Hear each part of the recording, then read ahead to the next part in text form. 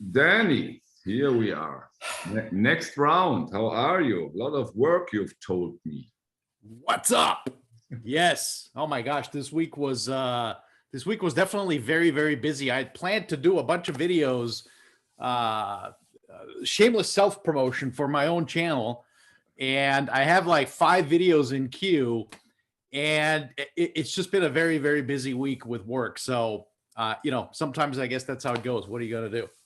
It's a hobby, right? I mean, as you are an Austrian, you probably don't know that, but we have the European Championship in football right now, and I look a lot of football. I almost watch every game, and so really, yeah. I used to do that long time ago. Long time in the 70s, I think there has been a game in Cordova. Heinz Rummenigge. Okay, but now today we want to talk about impulse, right? I think so. Rumor has it John Coltrane is very well invested in impulse. I've heard something like that. Do you want to start? Yeah, come on, you start. You always start. No, go for it. You start. I start. You start. You go. Okay, I go with guess who? I almost pulled that. Yeah, nice. But it's so trivial. You said Michael will pull that one for sure. But come on, I have a special one. I have the 45 RPM. Ooh.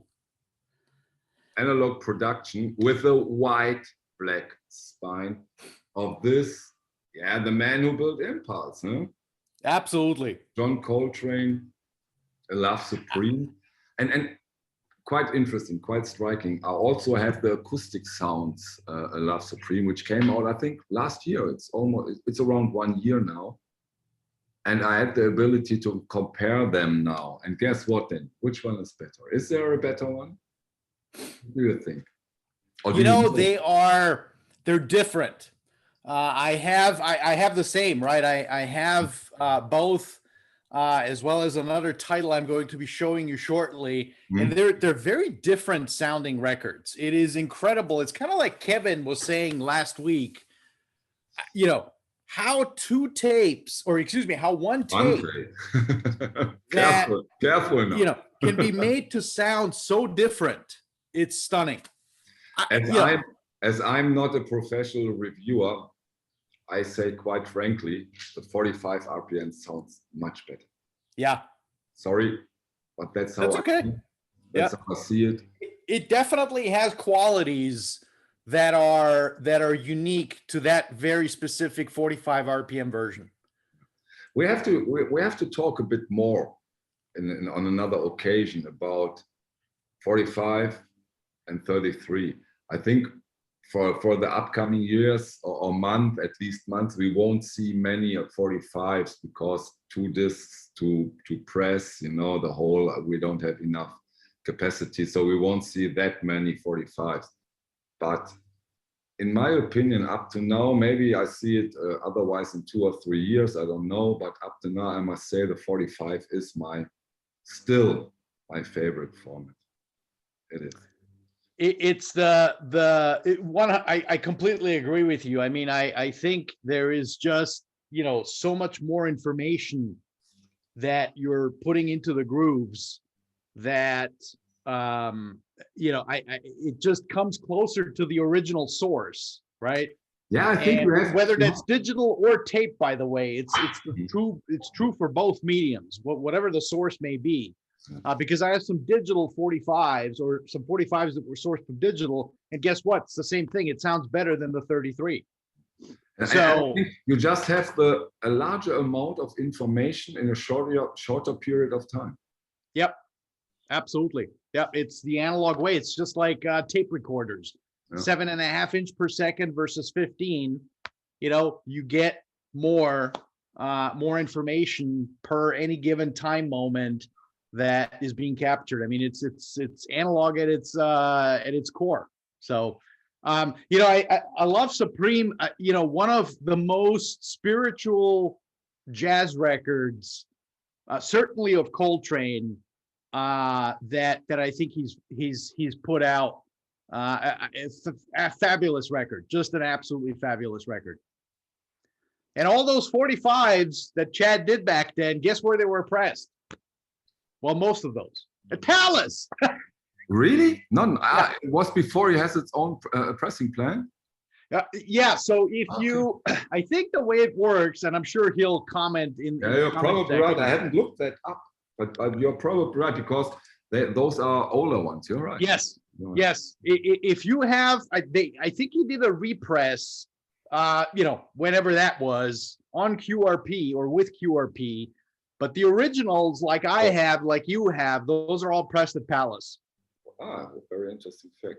Danny, your first shot. All right. Well, I mean, come on. If you're gonna go with Love Supreme, then you can't miss and have a follow up without ballads. Which version? So this is actually the Speaker's Corner version. Okay. I have four versions of this. I have the Analog Productions. I have the Speaker's Corner. I have an original that's phenomenal. I got this. I think I got this at a swap meet a while ago. And I guess since I'm collecting them, might as well have all versions that are available. There's no doubt that Chad's 45 is much better than this. The Speaker's Corner. I'm not sure, Danny, that there is an analog production 45. I think Org Music has done the 45. Was it Org that did the 45? I'm not wrong. Could be. I'm not right. We see that in the comments. Help us. That's right. Yes, leave it in the comment section. But it's a beautiful record. Yeah. It is so melodical, very well recorded. I mean, Elvin Jones, on drums. I mean, it's a phenomenal record. And one of the things, actually, it's funny when we were texting this morning, hey, are we going to do Impulse? Normally, I'm always in a frenzy because unlike you, who is very neat and everything is, super set up, right? I have stuff everywhere. And so when you tell me, hey, let's pick Verve titles, I'm like, oh shit, I got to go find my Verve titles, right? Impulse is so simple. Easy. I mean, you can immediately recognize an Impulse title. Together, it looks gorgeous in your shelf. That's right. And by the way, I think the only Impulse, I'm sure somebody will find out and post in the comments, the only Impulse record that does not have the orange top part is A Love Supreme. No, not true. There is another artist. No, I think there is one other artist. He has a petrol, blue, greenish. Interesting. Yeah, there is one other. And okay. Of course, all right. I hate well, that. Anyway, fabulous record. Yeah, but ballads, let's go shortly back. Isn't that a favor Coltrane did to Impulse? Because they really need a big seller, and then he did the ballads thing? I think I would be interested to know if this is analogous to Kind of Blue on Columbia, that this is Coltrane's best-selling record on Impulse. I wonder. Yeah. It's either this or A Love Supreme. I think it's probably not Ascension. What's that? Ascension from John Coltrane? Oh, Ascension. Yeah. Yes. No, I don't think it is Ascension. That's tough stuff. Yes. Okay, my second choice has a lot to do with our last video with Kevin Gray. That's one of the reasons. There are several reasons I put out excuse me, the blues and the abstract truth. Yes, of course. First reason was Kevin Gray said this is his favorite jazz album. Second reason, I have the 45. Yeah. And of course you do. Your 45 RPM audiophile. Exactly. But there will next week, I think. Next week there will be the 33 and the third from Acoustic Sounds, the series. So, because this is a very, very hard to get title nowadays, but that's the beauty of our times. Next week, it will be available as a beautiful, I'm sure, audiophile remaster. And this is Kevin Gray. Kevin Gray isn't that wrong. This is a fantastic album. It's fantastic. Beautiful. It really is. I have to admit, I have a tape copy of one of the safety copies of the master. No, you don't. And as great as the record is. No, you don't, Danny. What's that? No, you don't have that. Yeah, I know. As great as the record is, you know, every now and then you play a master tape dub, right? And it's almost like a religious experience. Okay. You know, I know that unfortunately not many people will get to experience that, but I can tell you that it takes it to a whole new level that is truly spectacular. So, you know, to your point, yes, the 45 is incredible. The new 33 coming out, I'm sure it's going to be fabulous. So it's a must-have record without a question. It's must-have. Yeah, it is. It is. Yep. So since you're doing that, let me see. Oh, of course, I can't go without Johnny Hartman, the voice that is. Yeah. Beautiful. This is fabulous. You know, he's such an underrated singer. Is he underrated? I think everybody says who knows him that he is fantastic.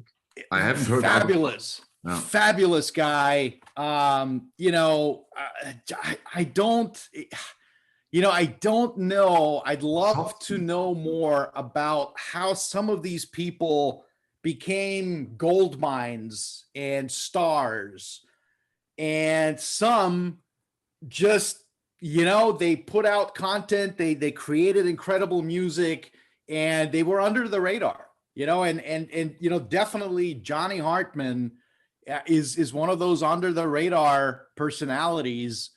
But nonetheless, an absolutely fabulous record. This is the 45 RPM from Acoustic Sounds.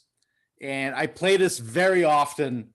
And yes, there is a DSD out there. Sorry to say, guys, you know, it's not even close to the record. So fabulous, must have record. I mean, you know, I should say must have. I have no idea what this goes for on Discogs or eBay. I have not checked in a long time. I can only assume it's probably up there like all the other records are, but a fabulous title.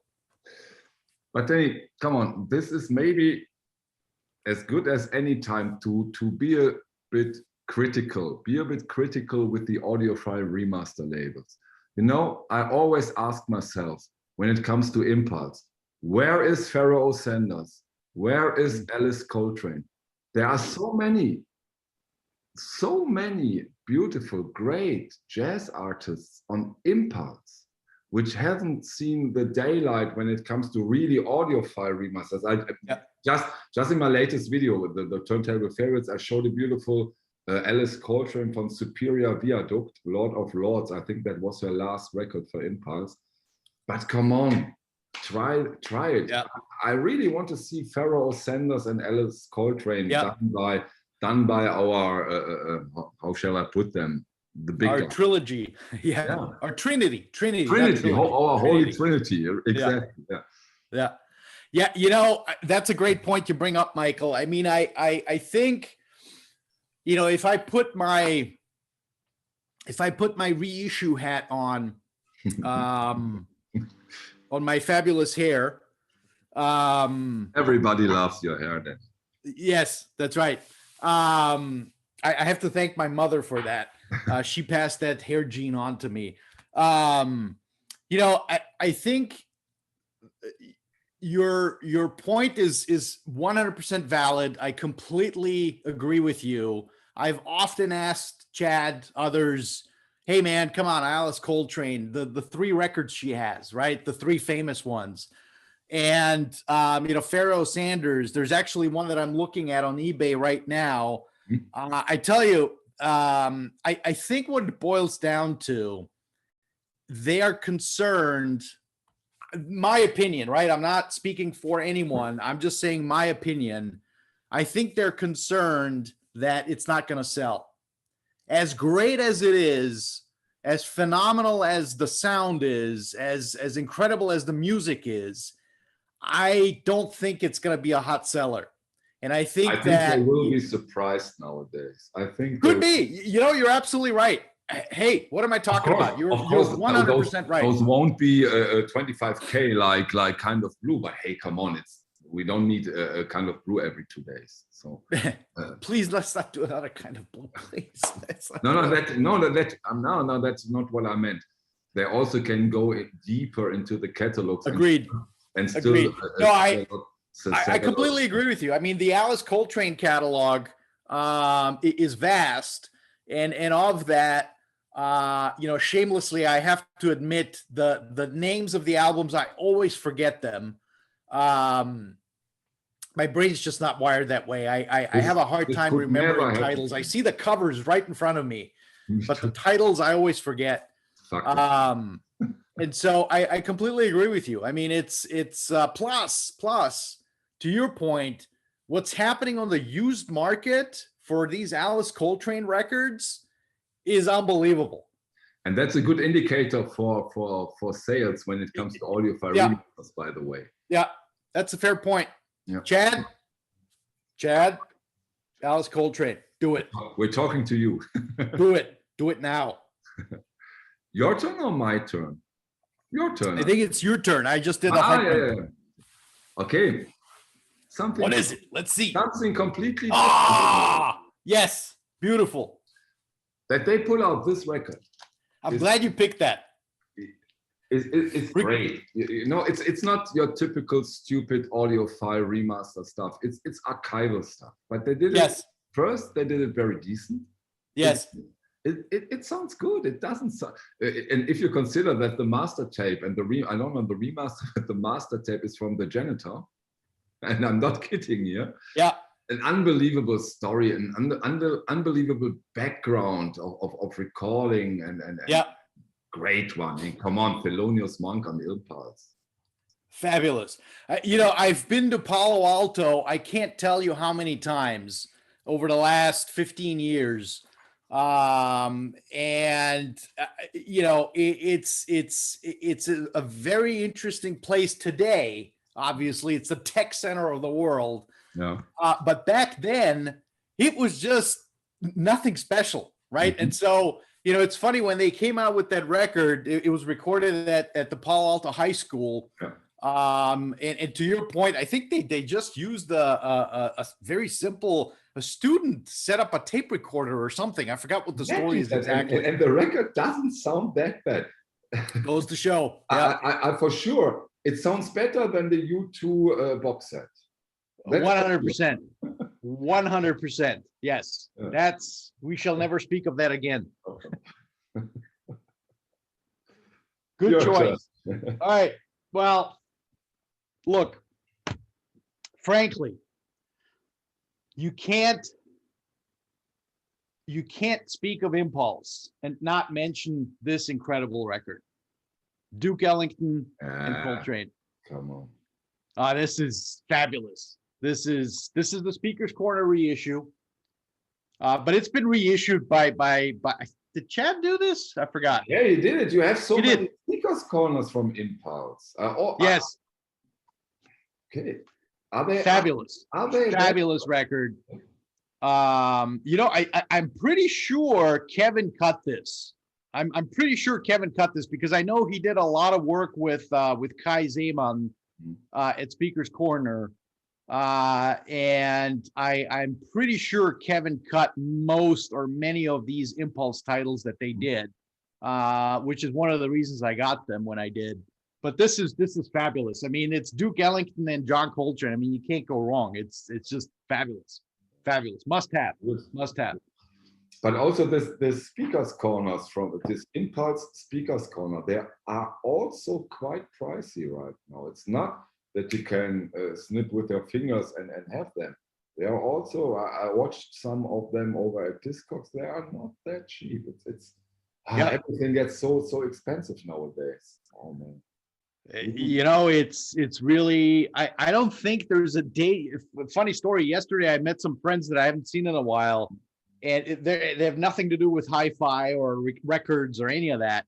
And, you know, I told him about, you know, the YouTube channel and, you know, because we're catching up. What are you doing? This, that, and the other. Oh, records, you know, my aunt just passed away and she left me a bunch of records and, you know, I wonder if they're worth anything, right? And I was like, yeah, probably not. You know, it's probably, you know, if she has Liberace box set volume 1 through 12, it's probably not worth much, but, you know, you never know, right? I mean, you know, take a look through it and so on and so forth. But I tell you, it's funny. We're living in a bubble. Those of us that are into records, and you know, we know what's going on, and we keep track of all that. And people on the outside are completely clueless. Like literally, this friend of mine looked at me, and he was like, "They're still making records, really?" Yeah, that's what I always say to myself. I look up records that I'm interested in. And then I see the amount of copies you can get worldwide. And then I imagine that the amount of collectors raised by 10%. Imagine what that would mean to the prices. 100%. What is yeah. Good point. So, your turn. No double up to now. Maybe like with the Verve, we haven't won double. Okay, remember that one? It's not. Ah, yes, that's a good one. Yes, fabulous. Found the tapes. The tapes were great. The music was great, and then we had a new John Coltrane. Fabulous. Unbelievable, isn't it, Danny? Unbelievable. Yes. Fine. And there is a small website. It's called bestalbumsoftheyear.org. Okay. And the best album, I think it was 2019, wasn't it? 2019? I think so, yeah. Yeah, it sounds about right. Yeah. And you know, they collect all the rankings through the internet. And best album 2019 was John Coltrane. Wow. At Once, The Lost. Very interesting. Beautiful one. I don't know about its availability right now, but I think you can get it, don't you? I think they keep it in print, don't they? I think so. You know, and of course, I should have thought of it, but I didn't. The 60th anniversary box set, which is very, very nice. They did a really nice job. I didn't buy that. You know why? You should. Yeah, but come on, those samplers are always digital. They are not. Yeah, they are, but that's okay. They sound really good. I even texted. I remember I got I think QRP pressed them. In fact, I know QRP. Yeah, and that's a very interesting point, Danny. QRP pressed them in the United States. Correct. In Europe. It's not. No, it's not QRP. Ah, interesting. It's either Optimal. I think Optimal. It's not okay. QRP. Non-optimal, optimal pressed it. Excellent. I'm sure they did a great job. No, up to now I skipped it. Maybe I changed my mind. Please do consider it. I got it. You know, it's like, okay, you have to get it. I mean, it's like, you know, it's just a must-have piece. There will never be ever again another 60th anniversary Impulse box set to get. Yeah, you're right. You're right. I ordered it. You're right. No, get it. You're right. No, you're right. Of course, you're right. There are some. But I ordered the QRP version. Yes, there are some fabulous cuts on those samplers. Some really fabulous cuts. Yeah. And I texted Chad when I played it. And I was like, man, this sounds really good, actually. And he goes, yeah, they did a good job. They really did a good job. Okay. Do it. Okay, I do it. All right, your turn. No, your turn. Your turn. Yeah. No. Wait, my turn? I just did it. You know, I have. All right, well, this is the last one then. And this is one of my favorites, absolutely favorites. You know, McCoy Tyner, and it just what a record. Beautiful record. Gatefold 45, of course. Analog Productions. Beautiful record. Gosh, I got this way back. This is number 126. This is probably, how old is this now? This has got to be 15, 16, 17 years old now. which is kind of hard to believe. Fabulous record. I mean, it's Nights of Ballads and Blues. It's gorgeous. Here you see the session photos. Fabulous record. On 200-gram vinyl? I think so. Huh? They are. What's that? They are all on 200-gram vinyl. Yes. Yeah. Yeah. So, 200 grand. And here, let me check if it's. Yep. It's Palace. You can tell. I don't know if you can see this on the camera. You can tell a Palace pressed record, or really any record that has had its metal parts polished by the luster and shine on the record, which is always a little more, it has a little muted shine compared to a regular pressed record that has not had its metal parts polished. And so you get a very quiet record, as Chad always tells me. You get a very quiet record, but when you polish the parts, you're shaving off the high frequency stuff. And the general consensus is it tends to mute the high frequencies a little bit. So yeah, but that's an easy way to tell whether you have a. But then we are both above 50. Who needs high frequency? Yeah, I know. We can't. Who needs high frequencies? Shameless self-admission. I just did a test. I'm topped out at 13K. Really? 13.5, I think. Beyond that, I don't hear anything. But that doesn't mean that I can't hear the rest. What's on the record, and I can't hear high resolution stuff. I mean, it's psychoacoustics is a fascinating field. Very, very interesting. It really is extremely interesting. And, I wish more people in this industry would be forthcoming. I can tell you that there's so many reviewers that I know that are half deaf. They either have tinnitus or, they can't hear on one ear or the other. No, and they're audiophile reviewers. What are you going to do? Ask Beethoven. It comes with this beautiful fold out. Yeah. And here's all 25 Impulse titles. I believe, I'm pretty sure I have all of them. Me too. Yeah. Fabulous record. Good old McCoy Tyner. I love McCoy Tyner. Love the guy. I have a bunch of his albums. Phenomenal player. Okay, my last round, because I put out this record because that may be a bit surprising that this is an Impulse artist. Yeah. Oh, yes. That is a surprise. You always surprise, Michael. Yeah, you but surprise and delight. I was surprised by myself when I saw that this Impulse. I would have sworn that's a Verve title, but no. I guess not. Here you have the proof. And it's Orc. This is a 45 RPM version from Orc. Yeah. Beautiful one, great one. Yeah.